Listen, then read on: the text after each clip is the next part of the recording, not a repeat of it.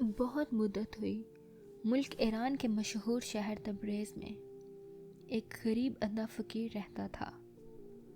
وہ اندھیرے اٹھتا، بائیں ہاتھ میں لکڑی کا ایک بڑا سا پیالہ لیتا اور دائیں ہاتھ میں لاٹھی سنبھال کر بازاروں میں بھیک مانگنے نکل جاتا۔ سارا دن گلی گلی کوچے کوچے بھیک مانگتا اور جب سورج مغرب کی طرف جھکنے لگتا تو شہر سے باہر اپنی ٹوٹی پھوٹی جھونپڑی میں رات بسر کرنے کے لیے آ جاتا۔ اندھے فقیر کی آواز میں بڑا درد تھا۔ بھیک مانگتے ہوئے وہ طرح طرح کی نصیحت آمیز جملے اور اونچی آواز میں کہتا جاتا۔ یہ جملے ان لوگوں کے دلوں پر بہت اثر کرتے جن کے دروازوں پر اندھا فقیر روزانہ بھیک مانگنے جایا کرتا تھا۔ کبھی وہ کہتا تھا، اے لوگو، غرور نہ کیا کرو، غرور کا سر ہمیشہ نیچا ہوتا ہے۔ جس نے غرور کیا وہ دنیا میں بھی ذلیل و خوار ہوا اور آخرت میں بھی ذلیل و خوار ہوگا۔ اے لوگو، انصاف اور دیانتداری سے کام لو۔ یاد رکھو، جو دوسروں کو دھوکہ دیتا ہے خدا اس سے ایک روز سب کچھ چھین لیتا ہے۔ اے لوگو، مجھے دیکھو، کبھی میں بھی تمہاری طرح آنکھوں والا تھا۔ کبھی اس شہر میں میری بڑی عزت تھی، لیکن آج اپنی نگاہوں کی سزا پا رہا ہوں۔ خدا کے لیے کبھی کسی کو دھوکہ نہ دو۔ اس قسم کی آوازیں لگاتا ہوا ایک روز وہ شہر کے گلی کوچوں میں گھوم رہا تھا کہ ایک امیر آدمی نے اس سے کہا، بابا، میں بہت عرصے سے تمہیں دیکھ رہا ہوں اور جو آوازیں تم لگاتے ہو وہ بھی سنتا ہوں۔ ایسا لگتا ہے تم نے بڑی مصیبتیں جیلی ہیں۔ آؤ، آج میرے پاس بیٹھو اور اپنی رام کہانی سناؤ۔ فکر مت کرو، جس قدر بھیک تمہیں دن بھر گھوم پھرنے کے بعد شہر سے ملتی ہے وہ میں تمہیں دوں گا۔ شرط صرف یہ ہے کہ اپنی دکھ بھری داستان سچ سچ سناؤ۔ اندھے فقیر نے اپنی لاٹھی اور بھیک مانگنے کا پیالہ وہیں زمین پر رکھ دیا اور اس نے ایک دل امیر آدمی کو دعائیں دیتے ہوئے بولا، میاں خدا تمہیں خوش رکھے، مجھ غریب کی آپ بیتی سن کر کیا کرو گے؟ بس جو میں کہا کرتا ہوں اس پر عمل کیے جاؤ۔ میں ایسا ذلیل اور سنگ دل شخص ہوں کہ میری داستان سننے کے بعد تم مجھے دھکار کر اپنے گھر سے نکال دو گے۔ امیر آدمی نے اندھے فقیر کو یقین دلایا کہ وہ ہرگز وہ ایسا سلوک نہیں کرے گا، بلکہ وہ تو عبرت حاصل کرے گا اور اس سے کہانی سننے کا خواہش مند ہے۔ اندھے فقیر نے ٹھنڈی آب بہا کر یوں اپنی کہانی سنانا شروع کی۔ جناب، میں شہر تبریز ہی کا رہنے والا ہوں اور اپنے باپ کا اکلوتا بیٹا تھا۔ اس نے بڑی شفقت اور محبت سے میری پرورش کی۔ میری ماں مجھے چھوٹا سا چھوڑ کر ہی مر گئی اور میری دیکھ بھال کرنے والا میرا باپ کے سوا کوئی نہ تھا۔ میرا باپ نہایت غریب آدمی تھا۔ سارا دن گھوم پھر کر مختلف چیزیں بازاروں میں بیچتا۔ وہ اپنے کام میں بڑا محنتی اور دیانتدار تھا، اس لیے خدا نے اس کے کاروبار میں برکت دی۔ آہستہ آہستہ اس کے پاس خاصی دولت جمع ہوگی اور اس نے شہر کے ایک بارونق بازار میں دکان خرید لی۔ کچھ عرصے بعد اس نے مجھے جوہرات کی خرید و فروخت کا کاروبار شروع کیا۔ شہر میں میرے باپ کی بڑی ساکھ تھی۔ دوسرے تاجر اور جوہری اسے زبانی وعدے پر ہزاروں لاکھوں جوہرات دے دیا کرتے تھے اور سارے شہر میں بلکہ تمام ملک میں میرے باپ کی ایمانداری اور شرافت کی دھوم تھی۔ ہر شخص اس کی عزت کرتا تھا۔ رفتہ رفتہ میرا باپ اپنی انہی خوبیوں کے باعث ملک کا سب سے دولت مند جوہری بن گیا۔ مجھے اس نے برابر اپنے ساتھ کاروبار میں شامل رکھا اور تجارت کی اونچ نیچ اچھی طرح سمجھائی۔ وہ کہا کرتا تھا کہ بیٹا، یہ سب مال و دولت اور کاروبار میرے بعد تمہارا ہے اور تم ہی اسے سنبھالو گے، لیکن یاد رکھو، دیانت، محنت اور ساکھ کاروبار کی جان ہے۔ جب تک تم ان باتوں پر عمل کرتے رہو گے تمہیں کوئی تکلیف نہیں ہوگی، اور اگر خدا نہ خواستہ تم نے تجارت میں بے ایمانی کی، فریب اور دھوکے کے ساتھ لوگوں سے جھوٹ وعدے اور ان کے مال و خرید شروع کیا، انہیں رقم نہ ادا کی، تو سمجھ لو کہ ایک نہ ایک دن صرف یہ تمام دولت تمہارے ہاتھ سے جاتی رہے گی، بلکہ تم خدا اور اس کی مخلوق کے سامنے بھی ذلیل ہوگے۔ لہٰذا یہ طے کر لو کہ کیسے ہی حالات پیش کیوں نہ آئے، ایمانداری اور دیانتداری کو ہاتھ سے جانے نہیں دو گے۔ میں اپنے باپ کی یہ قیمتی باتیں اور عمدہ عمدہ نصیحتیں دن رات سنتا اور ان پر عمل کرنے کا وعدہ کرتا۔ کچھ عرصے بعد میرے باپ دوسرے تاجروں کے ساتھ موتی خریدنے کے ارادے سے بحرین کے سفر پر روانہ ہوا۔ اس سے اس کاروبار میں بڑا نفع ہوا، مگر چند دن کے اندر اندر وہ بیمار ہو کر مر گیا۔ باپ کے مرتے ہی دنیا میری آنکھوں میں اندھیر ہوگی۔ ایسا لگا کہ اس غم سے میں اپنے ہوش و حواس کھو بیٹھوں گا۔ کسی بات اور کسی کام میں جی نہ لگتا، ہر وقت باپ کی صورت نگاہوں میں رہتی اور میں ایک کونے میں منہ چھپائے آنسو بہاتا رہتا۔ آہستہ آہستہ یہ حالت دور ہونا شروع ہوئی۔ میں نے اپنے باپ کے کاروبار کی طرف دھیان دیا اور دوسرے تاجروں نے میرا حوصلہ بڑھایا اور انہوں نے ہر قسم کے مشورے اور مدد کرنے کا مجھ سے وعدہ کیا۔ غرض میں اپنے باپ کی جگہ بیٹھ گیا اور وہ جو تمام لوگ، بندے، گاہک جو میرے باپ کے پاس جوہرات خریدنے کے لیے دکان پر آتے تھے، اب بھی وہ آنے لگے۔ کچھ عرصے تک تو میں نے اپنے باپ کی وصیت کے مطابق ایمانداری سے کاروبار چلاتا رہا، مگر پھر ایسا ہوا کہ زیادہ سے زیادہ دولت کمانے کی دھن میرے سر پر سوار ہوگی۔ میں چاہتا تھا کہ دکان میں جتنی تجوریاں رکھی ہیں ان سب میں سونے کی اشرفیاں اور ہیرے جوہرات نیچے سے اوپر تک بھرے ہوں اور میں انہیں دیکھ دیکھ کر خوش ہوتا رہوں۔ دولت کمانے کی یہ ہوس روز روز بڑھتی گئی، یہاں تک کہ میں اپنے باپ کی نصیحتیں بھول گیا اور کاروبار میں بے ایمانی سے کام لینے لگا۔ میں نے محسوس کیا کہ گاہکوں کو دھوکہ اور فریب دے کر میں زیادہ دولت کما سکتا ہوں۔ کبھی کبھی میرا دل ملامت بھی کرتا کہ مجھے یہ حرکت نہیں کرنی چاہیے، لیکن جوں جوں دولت کے خزانے میرے پاس جمع ہوتے گئے، دل میں ملامت کرنے چھوڑ دی۔ اب میں لوگوں کو لوٹ لوٹ کر اپنی تجوریاں بڑھنے لگا۔ ایک روز میں اپنی دکان کھول کر بیٹھا ہی تھا کہ ایک شخص آیا۔ اس کا لباس بسیدہ اور پھٹا ہوا تھا، چہرے پر رنج و غم کے آثار تھے۔ اس نے آتے ہی مجھے سلام کیا اور دعائیں دینے لگا۔ میں سمجھا کوئی بھیک مانگنے والا ہے۔ صبح صبح بھیک مانگنے کو دیکھ کر میرے تن بدن میں آگ لگ گئی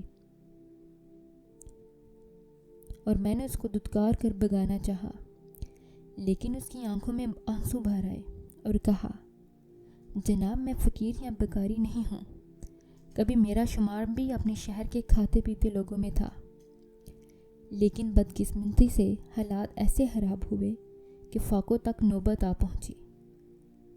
اب مجبور ہو کر میں اپنی بچی کچی دولت کا آخری حصہ لے کر بازار آیا ہوں۔ یہ کہہ کر اس شخص نے اپنی گدڑی میں سے ایک بہت قیمتی لال نکال کر میرے سامنے رکھ دیا۔ بچپن سے لے کر جوان ہونے تک میں نے ایک سے ایک قیمتی ہیرے اور جوہرات دیکھے تھے، لیکن اس جیسا لال کبھی نظر نہیں آیا تھا۔ ایسا عمدہ نگینہ تو بادشاہوں کے خزانوں میں ہی ہوا کرتا ہے۔ میں اس لال کو دیکھ کر دل میں خوش تو بہت ہوا، مگر مکاری سے کام لے کر یوں ہی بے پرواہی سے اسے دیکھا اور ماتھے پر بل ڈال کر کہا، میاں یہ کہاں سے اٹھا لائے ہو؟ اس میں کوئی خاص بات تو ہے ہی نہیں، پھر بھی بولو کیا دے دو گے اس کا؟ اس شخص نے حیرت سے میری طرف دیکھا اور بولا، جناب آپ اس شہر کے سب سے بڑی جوہری ہیں اور میں یہ سوچ کر آپ کی دکان پر آیا تھا کہ اس قیمتی پتھر کی صحیح قیمت مجھے عطا کریں گے۔ یقین کیجئے کہ میرے پاس جتنے بھی قیمتی جوہرات تھے یہی ان سب میں بے مثال ہے، اور اب آپ فرماتے ہیں کہ اس میں کوئی خاص بات نہیں۔ اس شخص کی یہ بات سن کر میں نے ایک بار پھر اس لال کو ہاتھ میں اٹھایا اور خوب غور سے دیکھا۔ بھلا بے شک وہ بے حد قیمتی پتھر تھا۔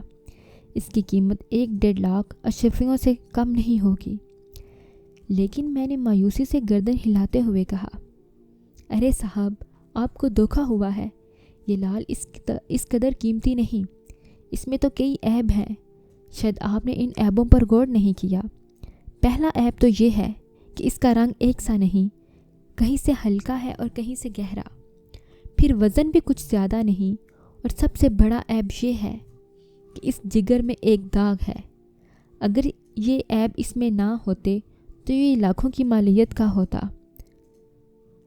تو اب اس کی قیمت چند دینار سے زیادہ نہیں۔ یہ کہہ کر میں نے لال اس کے سامنے دھر دیا اور بے پرواہی سے دوسرے کاموں میں یوں مصروف ہو گیا جیسے مجھے اس لال کی کوئی پرواہ ہی نہیں۔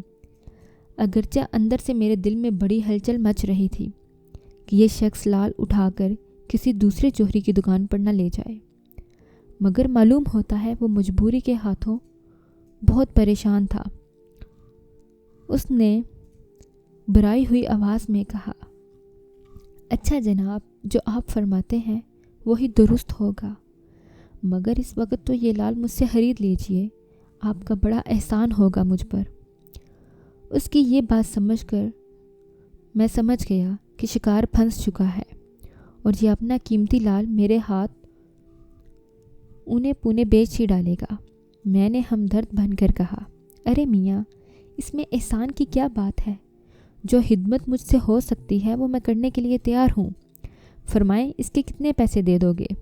جی جناب، اب میں اپنے منہ سے کیا عرض کروں؟ جو قیمت آپ مناسب خیال کریں دے دیں۔ پہلے تو میں نے سوچا کہ 1000 دینار دے دوں، لیکن پھر بے معنی نے مجھے اور ورگلا کر کہا، 1000 دینار تو بہت زیادہ ہیں، اگر دینے ہیں تو 20 درہم دے کر یہ لال ہتھیا لو۔ کہ میں اچھی طرح جانتا تھا کہ 20 درہم میں تو ایک معمولی موتی بھی نہیں ملتا، کہ اتنا بیش قیمتی لال جس کی قیمت کم سے کم 1 لاکھ سونے کی اشرفیاں ہوں۔ غرض میں نے صندوقچہ کھول کر 20 درہم نکال کر اس شخص کے ہاتھ میں تھما دیے۔ اس نے انتہائی غیرت اور تعجب سے پہلے ان 20 درہم کو دیکھا اور پھر میری جانب تکنے لگا۔ جناب اعلیٰ، کیا صرف 20 درہم نہایت فرمائے گا؟ اس نے پوچھا۔ اس لال کی قیمت صرف 20 درہم؟ تو اور کیا، ساری دکان تمہیں دے دوں؟ میں نے ناراض ہو کر کہا، اگر یہ قیمت منظور نہیں تو جاؤ، راستہ ناپو، آ جاتے ہیں صبح صبح پریشان کرنے کے لیے۔ وہ کوئی بہت ہی شریف اور غیرت مند آدمی تھا۔ اس نے ٹھنڈی آب بھری، مجھے سلام کیا اور 20 درہم کی معمولی رقم وصول کر کے چلا گیا۔ اس کے جاتے ہی میں نے جپٹ کر لال اٹھایا، اسے چوما اور جٹ سے اپنی تجوری میں بند کر دیا۔ وارے میرے مولا، صبح صبح ہی کیسے زبردست نفع کا دھندا کرا دیا۔ اب میں اس لال کی اوس 1.5 لاکھ سونے کی اشرفیاں بڑی آسانی سے جب چاہے حاصل کر سکتا ہوں۔ اس کے 2 دن بعد کا ذکر ہے۔ میں اندھیرے اپنی دکان پر آیا۔ اس وقت سارا بازار بند تھا۔ میں ہی ایسا دکاندار تھا جو سورج نکلنے سے بھی پہلے دکان کھولنے کا عادی تھا، تاکہ گاہک سب سے پہلے میری دکان پر ہی آئے۔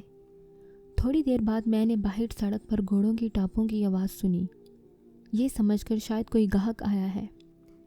میں نے دکان سے باہر جھانکا، کیا دیکھا کہ ایک شخص گھوڑے پر سوار چلا آتا ہے اور میری دکان کے سامنے پہنچتے ہی وہ یکایک گھوڑے سے گرا اور کوئی آواز نکالے بغیر مر گیا۔ سوار کے گرتے ہی کئی راہگیر اور کام کاج پر جانے والے مزدور ایسے ہی دوسرے آدمی دوڑے ہوئے آئے اور آتے ہی مجھے گھیر لیا، کیونکہ بدقسمتی سے میں گھڑ سوار کے پاس ہی تھا جو اپنی دکان سے نکل کر اس کے قریب پہنچ گیا تھا، اور میرا ارادہ تھا کہ جو کچھ اس کی جیب میں ہوگا وہ سب نکال کر اپنے قبضے میں کر لوں گا۔ ان لوگوں نے آتے ہی مجھ پر حملہ کر دیا، کوئی جوتے مارنے لگا اور کوئی مجھے لکڑی سے پیٹنے لگا۔ وہ سب ایک آواز میں ہو کر یہی کہتے تھے کہ گھڑ سوار کو تم نے مارا ہے۔ میں لاکھ دہائی دیتا کہ میں نے اسے کیوں مارنا ہے، ایک طرف ہاتھ تک نہیں لگایا، لیکن کسی نے میری ایک نہ سنی۔ انا فنا لوگوں نے میری مشکلیں باندھ لیں۔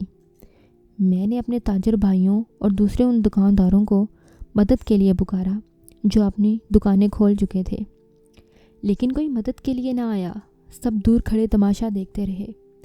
دراصل وہ سب میری بے ایمانیوں اور دھوکوں سے اچھی طرح واقف ہو چکے تھے اور مجھ سے نفرت کرنے لگے تھے۔ اتنے میں شہر کا کوتوال سپاہیوں سمیت آ گیا۔ وہ بھی مجھ سے جلتا تھا، کیونکہ ایک موقع پر میں نے اس کی بیوی سے سونے کے ایک ہار کی 4 گنا قیمت وصول کی تھی۔ کوتوال نے آتے ہی پہلے تو میری خوب ٹھگائی کی، پھر گرفتار کر کے شہر کے حاکم کی عدالت میں لے گیا۔ شہر کا حاکم نہایت بدمعاش اور بے ایمان آدمی تھا۔ ایک مرتبہ وہ میری دکان پر آیا تھا اور حکومت کا رعب جتا کر کچھ جوہرات لے جانے کی کوشش کی تھی، مگر میں نے اسے بے عزت کر کر نکال دیا تھا۔ اب جو اس نے مجھے اس حال میں دیکھا تو بہت خوش ہوا، اور یہ سن کر کہ میں نے اسے گھڑ سوار کو جان سے مار ڈالا ہے، فوراً میرے لیے سزائے موت کا حکم سنا دیا۔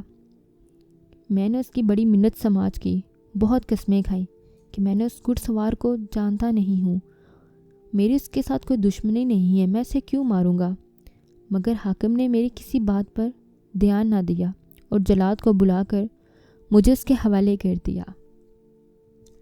قتل کے مجرم کو سورج نکلنے سے پہلے موت کی گھاٹ اتارا کرتے تھے، چنانچہ جلاد نے مجھے موت کی کوٹھری میں رات بھر کے لیے بند کر دیا۔ میں اپنی زندگی سے بالکل مایوس ہو چکا تھا کہ یکایک آدھی رات کے وقت کوٹھری کا دروازہ کھلا اور شہر کا حاکم اندر داخل ہوا۔ میں نے اسے دیکھ کر کھڑا ہو گیا، اور وہ اکیلا ہی آیا تھا، اور جلاد کو اس نے دروازہ کھلوا کر رخصت کروا دیا۔ جناب، خدا کے لیے مجھے بے گناہ پر رحم کیجیے۔ میں جٹ کر اس کے قدموں میں گر پڑا۔ میں بالکل بے گناہ ہوں۔ حاکم نے کہکا لگایا، تم بہت بدمعاش ہو اور بے ایمان آدمی ہو، ہم تمہیں اچھی طرح جانتے ہیں۔ میں تو مدت سے اس فکر میں تھا کہ تم کس طرح میرے پھندے میں پھنسو۔ اب صبح سورج نکلنے سے پہلے پہلے تمہاری گردن اڑا دی جائے گی۔ حضور، میں اپنے کیے پر شرمندہ ہوں۔ ایک روز آپ میری دکان پر تشریف لائے تھے اور میں آپ سے گستاخی کے ساتھ پیش آیا تھا، اس کے لیے معافی چاہتا ہوں۔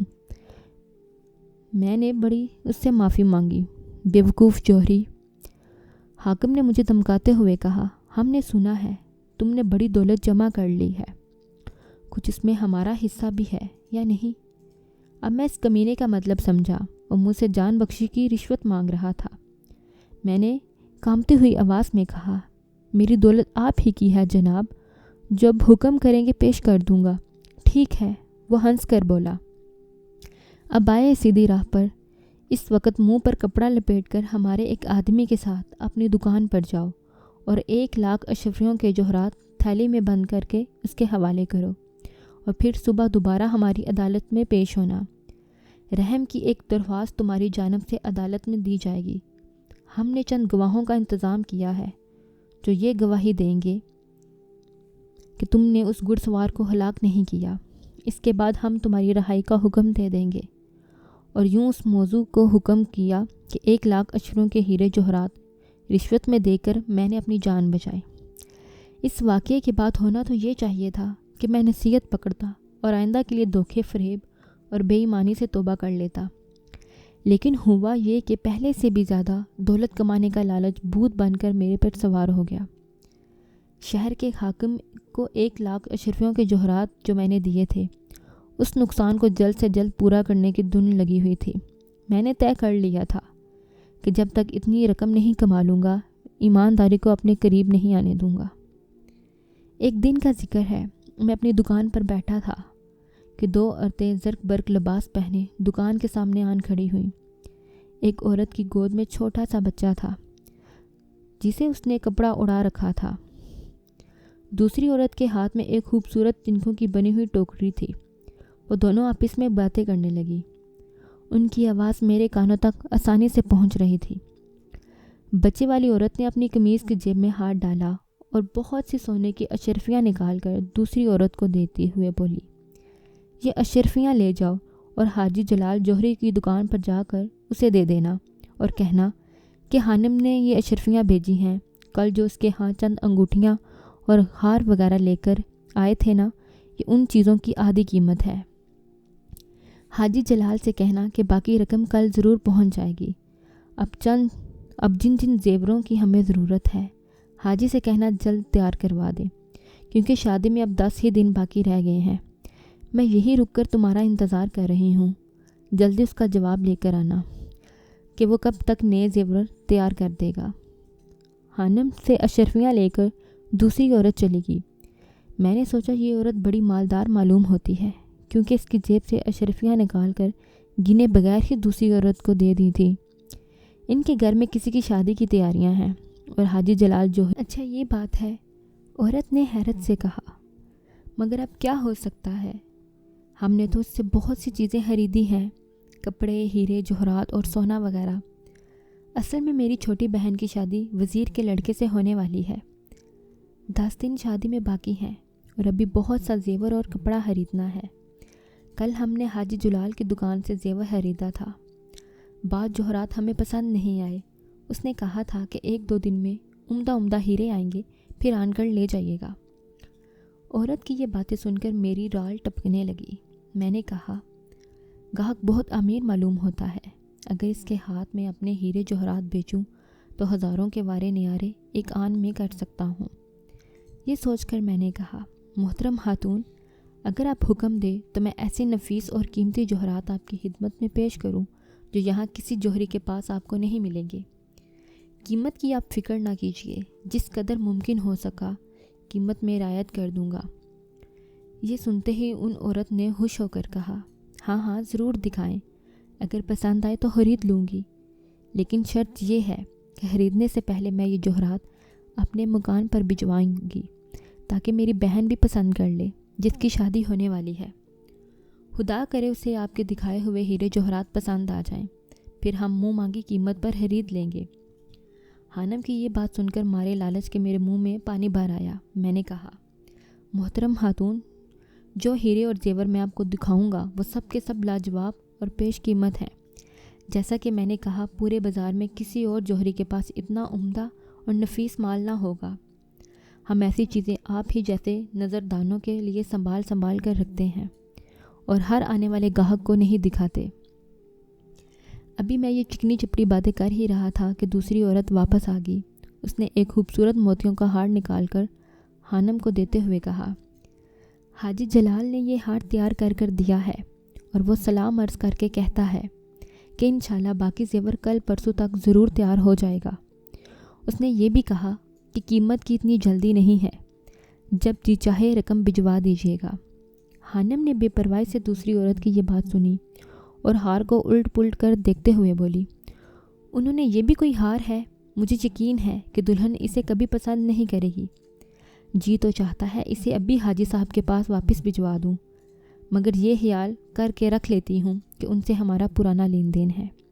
اچھا خیر، اب آپ مہربانی فرما کر جو جوہرات دکھائے جن کا ذکر آپ نے مجھ سے کیا ابھی لیجیے۔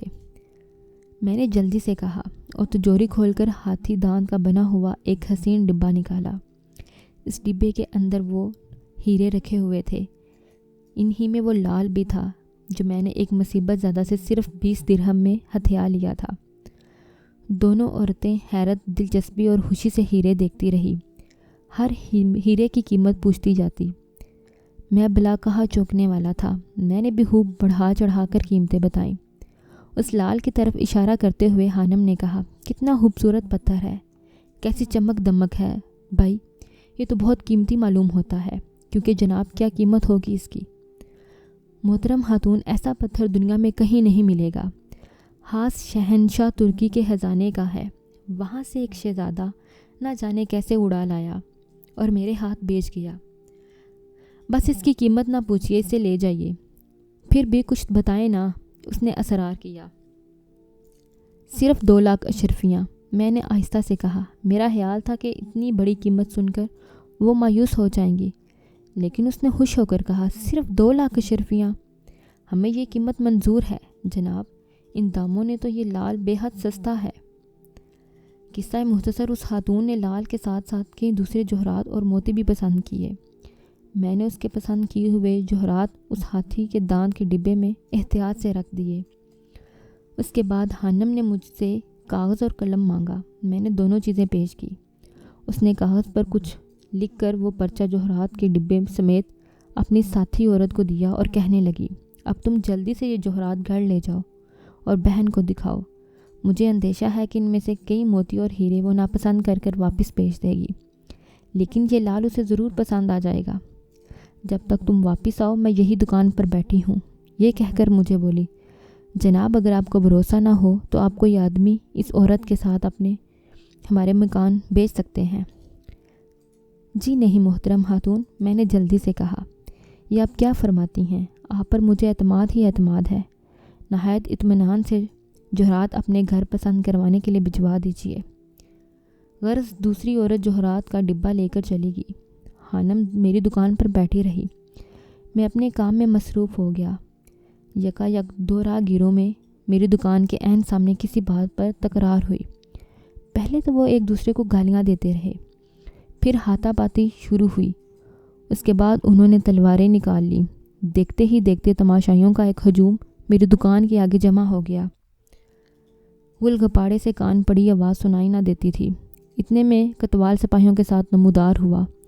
اس نے آتے ہی دونوں لڑنے والوں کو گرفتار کر لیا اور حاکم کی عدالت میں لے چلا۔ جاتے جاتے ارد گرد چند دکانداروں کو بھی گواہی دینے کے لیے اپنے ساتھ چلنے کا حکم دیا۔ یہ جھگڑا عین میری دکان کے سامنے ہوا تھا، اس لیے کوتوال نے زبردستی مجھے بھی گواہی کے لیے دوسروں لوگوں میں شامل کر لیا۔ جب میں نے جانے سے انکار کیا تو اس نے میرے ہاتھوں میں ہتھ کڑیاں ڈال دیں اور گھسیٹتے ہوئے لے جانے لگا۔ یہ دیکھ کر خاتون نے جو اس وقت تک اطمینان سے اپنے بچے سمیت میری دکان پر بیٹھی تھی مجھ سے کہا، جناب آپ حاکم کی عدالت میں جا کر گواہی دے آئیں، میں یہی بیٹھی ہوں۔ چلتے چلتے میں نے پڑوس کی ایک دکان پر بیٹھے ہوئے کسائی سے کہا کہ وہ عورت جو میری دکان پر بیٹھی ہے ذرا اس پر نگاہ رکھنا۔ کسائی کو کچھ خبر نہ تھی کہ معاملہ کیا ہے اور وہ عورت دکان پر کس لیے بیٹھی ہے۔ اس نے سوچا شاید اس لیے دکان کی نگرانی کو کہتا ہے کہ وہ عورت کو چیز اس کی دکان سے اٹھا نہ لے۔ اس نے مجھ سے کہہ دیا کہ وہ عورت پر نگاہ رکھے گا۔ حاکم کی عدالت میں گواہی دے کر جب میں واپس اپنی دکان پر آیا تو دور ہی سے دیکھ کر دل دک دک کرنے لگا کہ وہ خاتون دکان پر نہیں ہے۔ البتہ اس کا ننھا سا بچہ ایک کمبل میں لپٹا ہوا گہری نیند سو رہا تھا۔ میں نے کسائی سے پوچھا کہ وہ عورت کہاں گئی۔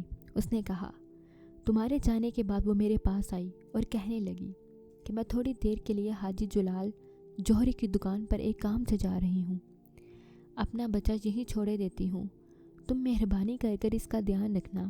یہ کہہ کر وہ چلی گئی۔ اسے گئے ہوئے کتنی دیر ہوئی؟ میں نے پوچھا۔ بہت دیر ہوگی، کسائی نے جواب دیا۔ میں نے دکان میں جا کر کمبل میں لپٹے ہوئے بچے کو دیکھا تو پیروں تلے کی زمین نکل گئی۔ وہ چینی مٹی کا بنا ہوا کھلونا تھا۔ میں نے اسی وقت دہائی مچا دی کہ دوڑو بھاگو، میں لٹ گیا، میں برباد ہو گیا۔ لیکن اس فریاد کا کوئی نتیجہ نہ نکلا۔ وہ فریبی عورتیں نہ جانے کہاں غائب ہو گئی تھیں۔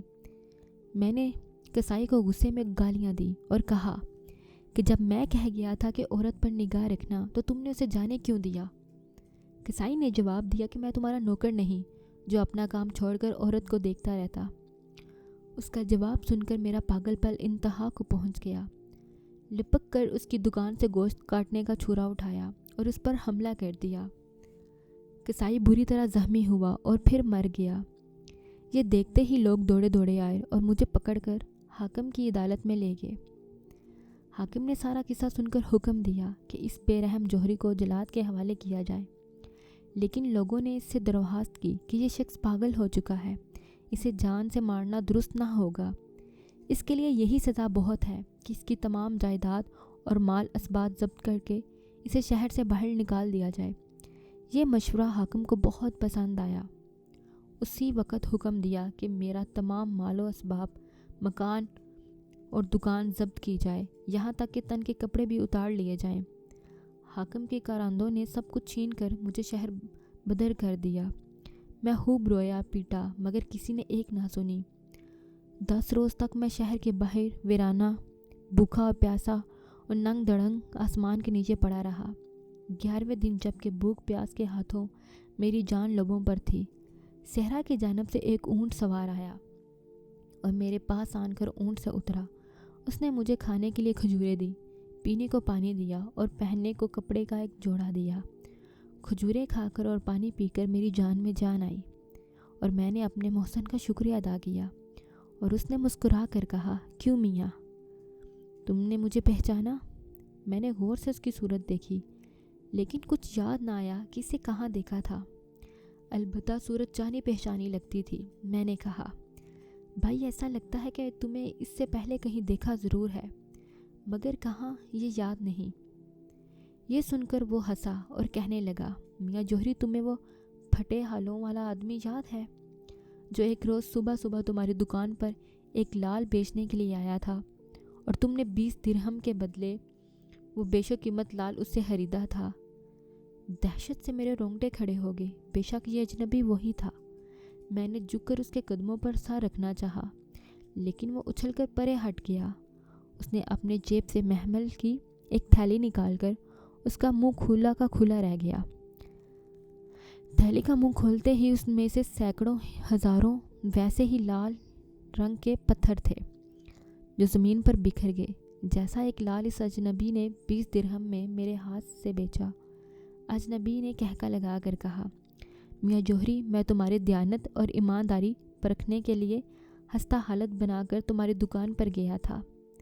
اگر تم بے ایمانی نہ کرتے اور مجھے اس لال کی صحیح قیمت ادا کرتے تو میں انعام کے طور پر یہ تھیلی تمہیں دے دیتا، مگر تم نے بے ایمانی اور دھوکے سے کام لیا، اور اس کا نتیجہ بھی دیکھو، تم سے سب کچھ چھین لیا گیا اور تم ان حالوں کو پہنچ گئے۔ حضور آپ کون ہیں؟ میں نے تھر تھر کانپتے ہوئے کہا، میں جنوں کا بادشاہ ہوں، کئی ہزار جن میرے غلام ہیں۔ میرا مشغلہ یہ ہے کہ سارا دن شہروں میں گھومتا ہوں، اور جو شخص مجھے محنتی، ایماندار اور سچا دکھائی دیتا ہے اس کی خدا کے حکم سے مدد کرتا ہوں۔ میں نے ہی تمہارے باپ کی مدد کی تھی، اس لیے کہ وہ سچا اور کھرا آدمی تھا، لیکن تم نے فریب اور دھوکے پر کمر باندھ لی تھی، اس لیے تمہیں سزا دینا ضروری تھا۔ جنوں کے بادشاہ کی یہ بات سن کر میں نے بری طرح رونا اور چلانا شروع کر دیا کہ خدا کے لیے مجھے معاف کر دو، آئندہ عہد کرتا ہوں کہ کبھی کسی کو دھوکہ نہ دوں گا، کسی سے فریب نہ کروں گا، میری دولت واپس کر دی جائے۔ لیکن یہ رونا دھونا سب بیکار گیا۔ نظر اٹھا کر دیکھا تو جنوں کا بادشاہ غائب ہو چکا تھا۔ وہ دن اور آج کا دن در در بھیک مانگتا پھرا رہا ہوں۔ آہستہ آہستہ میری آنکھوں نے بھی جواب دے دیا اور میں اندھا ہو گیا۔ اب تبریز کے بازاروں اور گلی کوچوں میں بھیک مانگتا ہوں اور لوگوں کو نصیحت کرتا ہوں کہ وہ میرا حال دیکھ کر عبرت حاصل کریں۔ جو شخص بھی سچائی اور دیانت اور ایمانداری کا راستہ چھوڑ کر دھوکے، فریب اور بے ایمانی کا راستہ اختیار کرتا ہے، وہ ہمیشہ دنیا میں بھی ذلیل و خوار ہوتا ہے اور آخرت میں بھی اس کی رسوائی ہے۔ خدا میرے گناہ معاف کرے اور میری خطائیں بخش دے۔